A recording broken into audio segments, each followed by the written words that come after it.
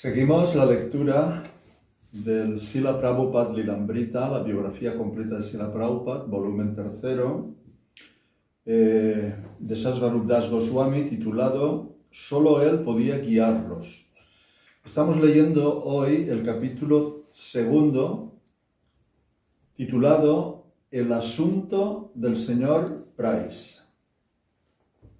En Nueva York, los discípulos de Swamiji estaban sorprendidos de que pudieran seguir adelante aún en su ausencia. Al principio, levantarse temprano, ir al templo, realizar el kirtan y la clase de la mañana fue difícil. Sin Swamiji todo parecía vacío, pero él les había enseñado qué hacer. Y poco a poco se fueron dando cuenta de que simplemente debían seguir lo que él les había mostrado o incluso imitarlo, así como los hijos imitan a sus padres. Y funcionó. Al principio eran muy tímidos para hablar o dirigir el kirtan, así que pusieron grabaciones de los kirtanas y de clases de Swamiji. Pero cuando llegaba la noche y los invitados asistían al templo, los devotos se sintieron presionados para dar clases en vivo. Raya Ram, Brahmananda, Sasvarup y Rupanuga se turnaron para dar breves charlas e incluso responder preguntas desafiantes de la misma audiencia del Lower East Side que Srila Prabhupada había domado como a leones durante 6 meses. Todo parecía tambaleante sin él. Aún así, de alguna manera, seguía presente. Los devotos encontraron que todo, el canto, la cocina, tomar prasadam, la prédica, aún podía seguir. El 19 de enero, 3 días después de su llegada a San Francisco, Prabhupada les escribió a sus discípulos de Nueva York. Ellos eran sus hijos espirituales y le eran muy queridos. Aunque lejos de su tierra natal, India, no había pensado en escribirle antes a nadie más. Puesto que era un sannyasi, no tenía interés en escribirle a ningún familiar o pariente. En cuanto a comunicarse con sus hermanos espirituales, no tenía mucha importancia, ya que en reiteradas ocasiones habían demostrado poco interés en ayudarlo. Sin embargo, estando en una nueva ciudad, entre caras nuevas, y habiendo tenido un resonante éxito inicial, Prabhupada quiso compartir las novedades con aquellos que estaban ansiosos de saber acerca de él. También quería llevarles tranquilidad a sus discípulos, quienes, después de solo unos pocos meses de entrenamiento, habían sido convocados para conducir el movimiento de conciencia de Krishna en Nueva York. Carta. Mis queridos Brahmananda, Hayagriva, Kirtanananda, Sasvarup, Gargamuni, Achyutananda, Jadurani. Por favor, acepten mis saludos y bendiciones de Guru Gauranga, Giridhari Gandharvika. Ya recibieron las noticias de nuestro arribo y buena recepción por los devotos de aquí. El señor Allen Ginsberg y otras 50 o 60 personas nos recibieron en el aeropuerto. Cuando llegué a mi apartamento había algunos reporteros de la prensa que hicieron una nota acerca de mi misión. 2 o 3 periódicos como el Examiner y el Chronicle ya publicaron varios artículos. Les envío uno de ellos para que lo vean. Deseo que de inmediato se hagan 1000 copias de ese artículo en offset y que me envíen otras 100 copias aquí lo antes posible. Entiendo que están sintiendo mi ausencia. Krishna les dará fuerzas. La presencia física es de poca importancia. La presencia del sonido trascendental recibido del maestro espiritual debe ser la guía para la vida. Eso hará exitosa nuestra vida espiritual. Si aún así sienten muy fuerte mi ausencia, pueden colocar una foto mía en los lugares en donde me siento y eso será una fuente de inspiración para ustedes. Estoy muy ansioso de escuchar la decisión final acerca de la casa.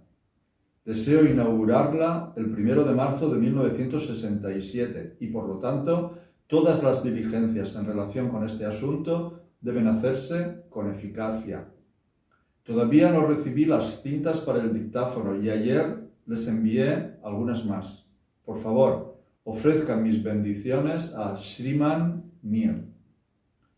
Sriman Rajaram está cocinando bien y distribuyendo prasadam a los devotos que a veces llegan a 70. Eso es muy alentador. Creo que este centro será una muy buena filial en poco tiempo. Todo es probable. Espero que estén bien. Quedo esperando su pronta respuesta. Fin de la carta. La carta ayudó, especialmente el segundo párrafo. Brahmananda la pegó en el templo. Ahora Swamiji había dicho con claridad que ellos estaban aún con él y también que él estaba en Nueva York con ellos. Era algo especial servir al maestro espiritual estando separados. Los devotos en San Francisco que estaban con Swamiji todos los días aún no podían conocer ese sabor especial.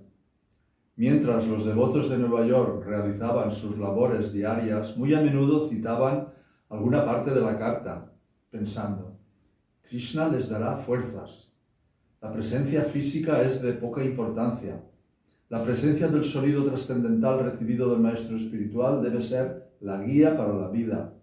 Eso hará exitosa nuestra vida espiritual. Aunque Prabhupada había escrito que podían colocar una foto suya en su asiento, nadie tenía una.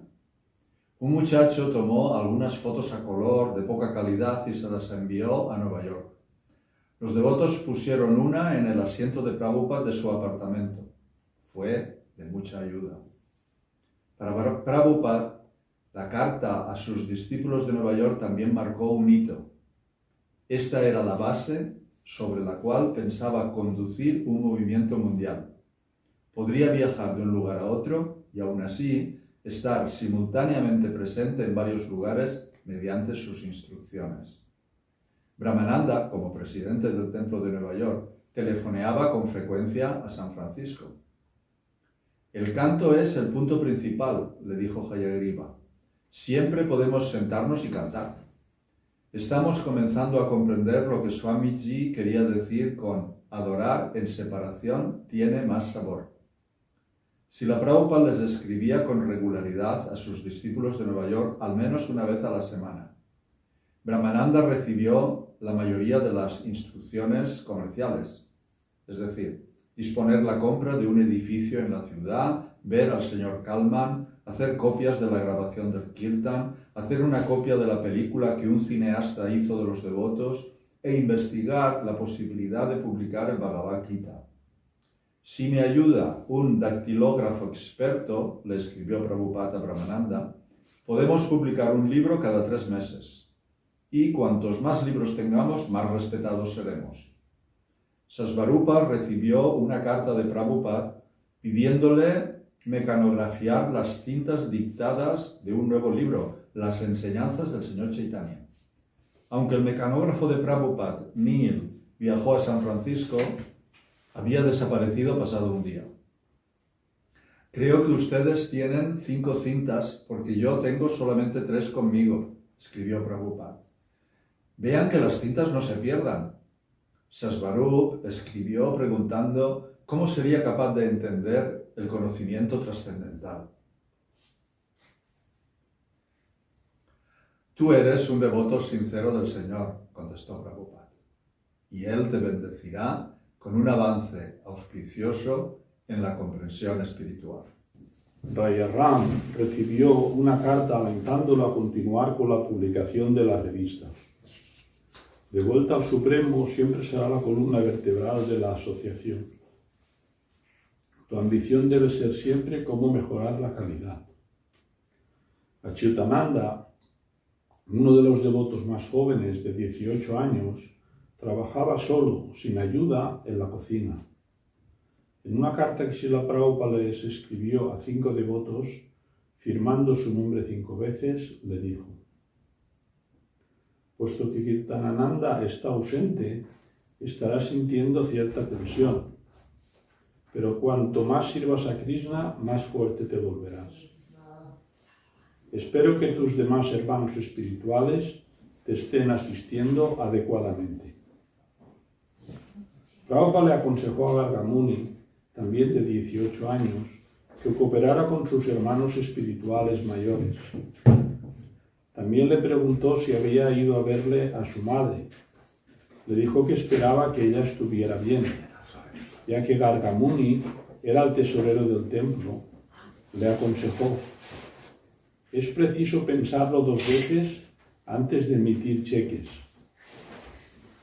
Prabhupada escribió a Yadurani: siempre te recuerdo como la muchacha más buena porque estás dedicada devotamente al servicio de Cristo. Ella le informó que había sido engañada por un novio. Srila Prabhupada contestó: es mejor que aceptes a Krishna como tu esposo. Él nunca será infiel. Dedícate las 24 horas al servicio de Krishna y verás cómo te sientes feliz en todos los aspectos. Rupanuga le escribió a Prabhupada que la temperatura en Nueva York había descendido por debajo de los 0 grados y que tuvieron 2 días de tormenta de nieve. Srila Prabhupada contestó: ciertamente esta situación habría sido bastante problemática para mí, porque soy un hombre mayor. Pienso que Krishna quiso protegerme enviándome aquí, a San Francisco. El clima de este lugar es como en India y me siento cómodo, pero incómodo también porque Nueva York es como mi hogar debido a tantos estudiantes amorosos como tú. Como ustedes sienten mi ausencia, la siento yo por ustedes, pero todos estamos felices por la conciencia de Krishna, ya sea aquí o allá. Ojalá Krishna nos reúna siempre en su servicio trascendental. Los devotos neófitos de Nueva York sintieron seguridad ante las palabras de su maestro espiritual y por su propia experiencia. El servicio en separación era un hecho trascendental. Estaban mejorando en el canto con sus cuentas y el templo de Nueva York seguía en marcha. Mientras nuestro kirtan esté bien, escribió Prabhupada, no habrá ninguna dificultad. Pero sí hubo una dificultad. Los intentos de comprar un edificio nuevo se habían marchado sobre ruedas mientras Prabhupada estaba presente. Se habían vuelto un gran problema tan pronto se marchó. Poco después de su viaje hacia San Francisco, Brahmananda le dio al señor Price $1000. Él le prometió ayudar a los devotos a obtener su edificio. Cuando Prabhupada supo esto, se perturbó. En opinión de los devotos y los administradores de aquí, se han puesto en riesgo $1000 sin ninguna necesidad. Sé que están haciendo su mejor esfuerzo, pero aún así hubo un error de juicio. De ninguna manera estoy disgustado con ustedes, pero dicen que el señor Price nunca obtendrá ayuda financiera de ninguna otra fuente. Está ganando tiempo bajo diferentes pretextos, cambiando constantemente. Por lo tanto, no deben pagarle ni un centavo más de lo que ya han pagado. Si quieren más dinero, deben rehusarse por completo. Srila Prabhupada recordó al señor Price y su primer encuentro. Ese hombre de negocio rubio, elegantemente vestido, con su rostro bronceado incluso en invierno, se había dirigido a él como su excelencia. Esta forma de llamarlo le había despertado desconfianza. Hay un dicho bengalí: demasiada devoción denota un ladrón. Prabhupada sabía que los comerciantes tienden a engañar y que en Estados Unidos estos hombres de negocios serían particularmente difíciles de tratar. Los discípulos estadounidenses de Prabhupada eran chicos inocentes en asuntos mundanos. Estaba listo para instruirlos paso a paso, pero en ese momento, sin consultarlo, se habían involucrado en una transacción perjudicial por haber arriesgado $1000 del dinero de la asociación sin ningún contrato escrito. Srila Prabhupada había visitado el edificio de Stuyvesant Street y le agradó. Era un predio histórico, bien mantenido y aristocrático, adecuado para su sede central en Nueva York. Valía bien los $100,000 si podían pagarlo, pero era difícil para Prabhupada saber desde San Francisco qué sucedía entre Brahmananda y los hombres de negocios. La dificultad aumentaba porque las cartas y los llamados telefónicos de Brahmananda involucraban a otras personas. Además del señor Price, estaba el señor Tyler, el propietario, el abogado del señor Tyler, quien parecía ser idénticamente al señor Tyler.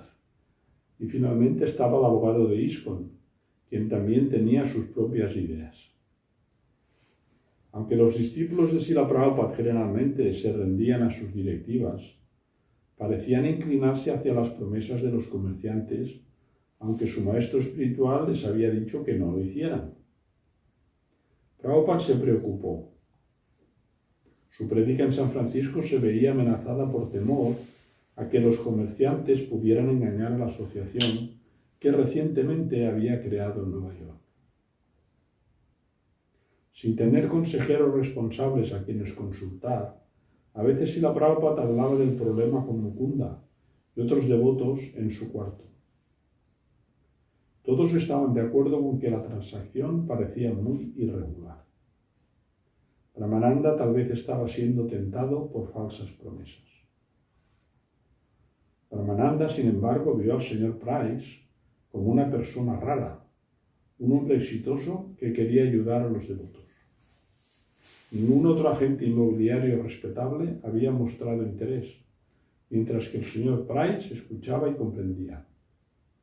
Saludaba a los devotos diciendo «Hare Krishna». Brahmananda estaba al tanto de la humilde posición económica y social de los devotos. Casi todos antes habían sido hippies y pobres, pero allí estaba el señor Price, un hombre rico, con gemelos de diamantes, que siempre mostraba alegría de verlo. Le estrechaba la mano y hablaba con aprecio de la religión de la India y de la conducta moral de ese pequeño grupo de devotos. El señor Price los había recibido como invitados en su apartamento y dijo cosas buenas de cada uno de ellos. Dijo que Ayagriva era un excelente escritor y que la revista de Vuelta al Supremo era la mejor del mercado, que su apariencia de mimeógrafo la hacía lucir incluso mejor que las estampadas. Prometió que les daría a los devotos un proyector de películas y prácticamente afirmó que si llegaba a hacerse de dinero en efectivo, les regalaría el edificio. Brahmananda, quien veía al señor Price unas pocas veces a la semana, quedó encantado con tantas buenas promesas. El movimiento de conciencia de Krishna alcanzaría el éxito con el patrocinio de este hombre acaudalado. Luego de dejar la oficina del señor Price, Brahmananda se reunía con los devotos y les contaba lo sucedido. Las noches en las que no había kirtans públicos, los devotos tenían las reuniones que Swamiji había llamado istagostis, para conversar acerca de las instrucciones del maestro espiritual. Esos istagostis quedaron dominados por las conversaciones acerca del señor Price y el edificio. Una noche Brahmananda explicó por qué le había dado $1,000. El señor Price había pedido algo para ir trabajando. Era como un depósito y también para un viaje que debía hacer a Pittsburgh para ver si podía liberar un poco de sus riquezas para usarlas en el servicio a Krishna. Uno de los muchachos preguntó si habría algún recibo o algún acuerdo por escrito. Swamiji les había enseñado a usar recibos, al menos entre ellos. Gargamuni y Sasvarup, como tesorero y secretario, firmaban cada recibo, y Gargamuni los guardaba en un archivo. Eso incluía pedidos de cosas como 50 centavos para un sombrero o $3 para zapatos deportivos. Brahmananda dijo que le había mencionado al señor Price que hicieran un recibo, pero que no había insistido al respecto. De todos modos, no era necesario, ni siquiera deseable, puesto que no estaban haciendo un negocio solamente, sino cultivando una relación. El señor Price era un bienqueriente, un amigo que los ayudaba por caridad. Iba a hacer grandes cosas y a usar su influencia para que consiguieran el edificio. Esos $1000 eran un gesto para mostrar su interés y mostrarles a los amigos del señor Price que los devotos no bromeaban, que sí tenían dinero. De hecho, los devotos tenían $10,000, 5,000 de pequeñas donaciones y 5,000 de la donación de un hippie rico. Además de las donaciones, el templo tenía un ingreso regular mensual de $800, 400 del sueldo de Brahmananda como maestro suplente de la escuela pública de la ciudad de Nueva York y 400 del sueldo de Sasvarup como asistente social del Departamento de Bienestar Social. Pero los devotos no estaban en condiciones de comprar ningún edificio, y lo sabían. Razón de más, explicó Brahmananda en un Istagosti, por la que debían confiar en el señor Price. Después de todo, razonó, Swamiji mismo los había alentado a buscar un edificio de $100,000. Swamiji sabía que no podían pagar eso, excepto de alguna forma extraordinaria. Brahmananda pensó que el señor Price era la forma. Swamiji quería el edificio. En cuanto llegó a San Francisco les escribió: estoy muy ansioso de escuchar la decisión final acerca de la casa. Deseo inaugurarla el 1 de marzo de 1967 y por lo tanto todas las diligencias en relación con este asunto deben hacerse con eficacia. Los devotos reunidos escucharon las explicaciones de Brahmananda, estuvieron de acuerdo y agregaron su propia comprensión acerca de cómo Krishna y Swamiji estaban actuando. Hubo unas pocas opiniones y reparos, pero básicamente todos accedieron. El trato entre Brahmananda y el señor Price estaba bien. Cuando Kirtanananda y Rajaram regresaron a Nueva York desde San Francisco, consultaron con Brahmananda. Luego Brahmananda fue a ver al señor Price, quien le prometió que, si de una forma u otra no lograban conseguir el edificio, les devolvería al menos $750. El resto del dinero era por el viaje que había hecho por necesidad de los devotos.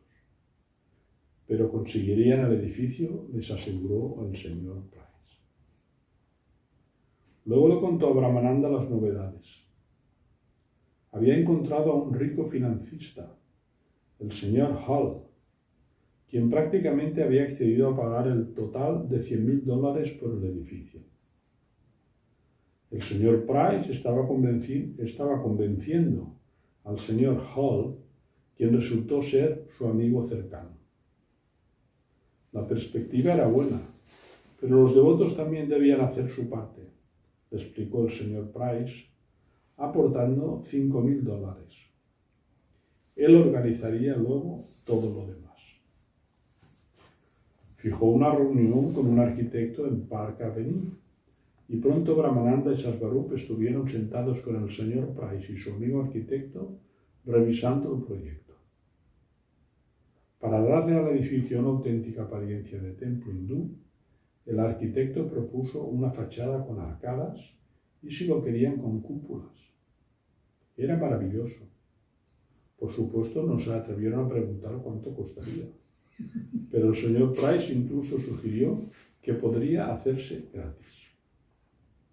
Luego que el señor Price sirviera para sí mismo y para su amigo arquitecto un poco de bebida alcohólica y les ofrecieran a los muchachos, aunque sabía que no la aceptarían, los dos chocaron sus vasos, sonrieron y educadamente brindaron diciendo Hare Krishna.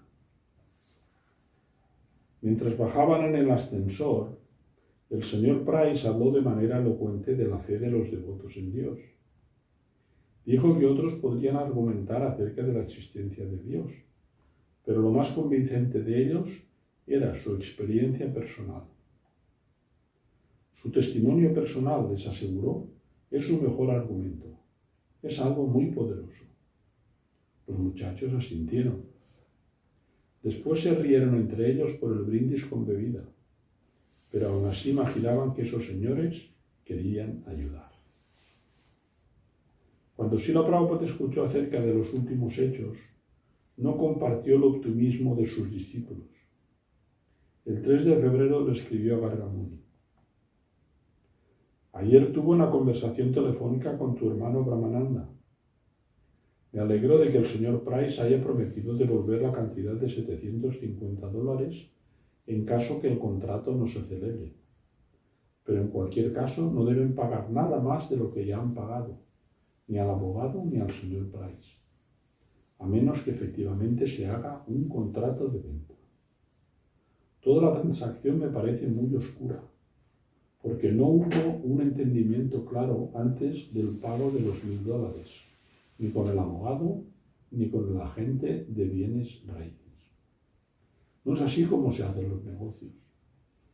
A menos que haya un acuerdo claro, ¿cómo puede hacerse una transacción?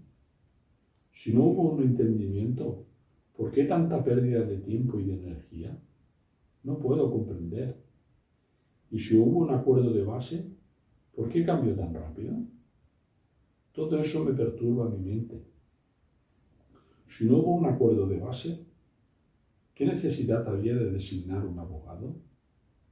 De todos modos, mi consejo es que deben consultarme antes de entregar más dinero. Pero espero que realice la transacción con éxito, sin más demora. Srila Prabhupada también instruyó a Garga Muni para proteger los $10,000 en el banco y nunca retirar alguna suma que deje un saldo de menos de 6,000. Prabhupada había dejado una cuenta cuyos firmantes eran los devotos, pero también dejó una cuenta cuyos fondos eran controlados por él. Así, planteadas las cosas, le solicitó a los devotos depositar $6,000 de esa cuenta en la suya. Le escribió a Brahmananda: estos $6,000 serán transferidos por mí de inmediato tan pronto haya un contrato de venta para la compra de la casa. El 10 de febrero, Prabhupada le escribió a Kirtananda: con respecto a la casa, estuve en lo correcto cuando señalé que no había una comprensión definitiva. En este tipo de negociaciones, todo se hace en negro sobre blanco. No fue así, sino que todo se hizo con fe en el señor Price. Que este acuerdo se complete de aquí al 1 de marzo de 1967 y cerremos el capítulo. Considero que es mi última palabra en relación con esta cuestión. Ustedes son chicos grandes. Usen su discernimiento y realicen la transacción sin prolongarla indefinidamente. Si, no obstante, no podemos comprar una casa, no vamos a cerrar nuestras actividades en el 26 de la Segunda Avenida. Por lo tanto, no se trata de empacar y de venir a San Francisco. El 15 de febrero, Prabhupada le escribió a Sasvarupa: por lo que puedo ver de la correspondencia con Brahmananda, no es posible que tengamos la casa por varias razones. La principal es que no tenemos dinero para pagar en efectivo, y nadie va a invertir efectivo en esa casa porque no está completa ni genera ingresos. Es simplemente utópico pensar en poseer la casa. El señor Price simplemente nos está dando falsas esperanzas. Ustedes son muchachos inocentes sin ninguna experiencia del mundo. El mundo malicioso puede engañarlos en cualquier momento. Entonces, por favor, sean cuidadosos del mundo en conciencia de Krishna. Cuando Krishna lo desee, la casa llegará. Las dudas de Srila Prabhupada quedaron confirmadas cuando el señor Price le escribió pidiéndole dinero. Si tenía tanto dinero, razonó Prabhupada, ¿por qué se lo estaba pidiendo? El 17 de febrero Srila Prabhupada le respondió para dejarle una idea clara de que debía haber un contrato de venta antes de que ISKCON pudiera realmente comprar el edificio. Si hay un contrato de venta, mis estudiantes de San Francisco y de Nueva York reunirán el dinero con seriedad. Si no hay ningún contrato, todo parece estar en el aire. El señor Tyler o su abogado pueden cambiar su palabra como ya lo han hecho. El mensaje de Srila Prabhupada era claro. Sin embargo, Brahmananda se quejó por la mala comunicación. Las cosas siempre estaban cambiando y Brahmananda no siempre podía obtener la confirmación de Swamiji sobre los últimos cambios.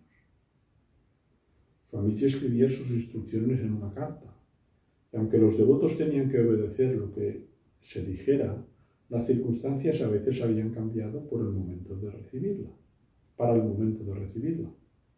Swamiji a veces cambiaba de opinión también cuando recibía una nueva información. Otras veces Brahmananda llamaba a San Francisco, pero Swamiji no estaba disponible. No se sentía cómodo enviando mensajes a través de los devotos de San Francisco, porque sabía que ellos eran escépticos acerca de la transacción. Si Nueva York obtuviera éxito, San Francisco tendría que donar $1,000, y los devotos de allí, por supuesto, tenían sus propios planes para gastar el dinero para Krishna. El señor Price le sugirió a los devotos de Nueva York que tal vez Swamiji no entendía cómo manejarse comercialmente en Estados Unidos. Con todo respeto, no se podía esperar que Su Excelencia conociera todas las complejidades de las finanzas de un país extranjero. El pedido de Su Excelencia de un contrato de compra era, como lo dijo el señor Price, una ocurrencia como salir con una crinolina. Brahmananda y Sasbaru no supieron cómo contestar. Ese comentario parecía una blasfemia, pero ya estaban enredados en las promesas del señor Price y siguieron reuniéndose con él. Se reunían y luego regresaron a la segunda avenida en el subterráneo cantando Hare Krishna. Srila Prabhupada les escribía casi a diario a los devotos de Nueva York. El 18 de febrero le escribió una carta a Brahmananda con la palabra confidencial, escrita en la parte superior de la hoja. Ahora, si estás convencido de que puede asegurarnos el dinero, si piensas que hay esperanza en estos momentos, puedes continuar la negociación que están haciendo. Pero por el amor de Krishna, no adelanten más dinero bajo ninguna excusa suya. Tal vez está tratando lo mejor que puede, pero puede que no sea capaz. Esa es mi honesta opinión. Mientras trataba de evitar más pérdidas en Nueva York, Prabhupada continuaba su actividad de prédica en San Francisco. Mukunda y los demás sumaban cada vez más compromisos a la agenda de Swamiji, y con frecuencia la recepción era muy entusiasta. En la misma carta confidencial a Brahmananda, en la cual Prabhupada expuso sus estrategias para negociar con el señor Price y compañía, también escribió acerca del gran éxito de las reuniones en varias universidades de área de la Bahía. Las reuniones fueron similares, dijo, a los maravillosos kirtans de Tompkins Square Park. Esa era la manera de propagar la conciencia de Krishna, no enredándose con traicioneros agentes inmobiliarios. Adjunto aquí una copia de la carta recibida de la Academia Himalaya. Vean cómo aprecian nuestro movimiento de paz. De esta forma tenemos que seguir adelante con nuestra causa. Ningún hombre de negocios vendrá a ayudarnos con planes utópicos como los esbozados por el señor Price. Tenemos que intentar hacerlo solos. En resumen, tenemos que obtener un contrato de alquiler y compraventa del señor Tyler y popularizar nuestro movimiento mediante actos públicos, al aire libre, tanto como se pueda. Srila Prabhupada hizo todo lo que pudo. Los muchachos eran necios hasta el punto de no escucharlo, pero ellos mismos habían reunido el dinero. Si a pesar de sus instrucciones lo perdían, ¿qué otra ayuda podía darles? Así pues, simplemente siguió adelante con la prédica en San Francisco y aconsejó a sus seguidores de Nueva York para que también se convencieran de lograr el éxito a través del Kirtan. Ya, sí, la Prabhupada.